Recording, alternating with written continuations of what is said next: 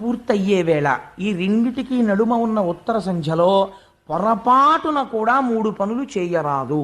ఏమవి? ఒకటి, భుజించరాదు, తినకూడదు. కలియుగం వచ్చిందని గుర్తేమిటి? ధర్మభ్రష్టత్వం. బళ్ళ ముందు కూడా నిలబడి ఎడం చేతిలో పెట్టుకు తినేస్తూ ఉంటాం అసుర సంధ్య వేళలో. వేళావేళలు లేవు. కాబట్టి ఒకటి, తినడం నిషిద్ధం. అది ఉగ్రవేళ. మనస్సునందు క్రౌర్యముతో కూడిన ఆలోచనలు వస్తాయి. ఆరో వంతు మనస్సై. రెండవదేది నిద్రించరాదు. మూడవదేది మైథునము జరపరాదు. ఈ 3 నిషిద్ధాలు. మైథునం అంటే స్త్రీ పురుష సంభోగం, జరపరాదు. కానీ గమ్మత్తు ఏమైందంటే కశ్యప ప్రజాపతి అగ్నికార్యం చేసుకుంటున్నారు.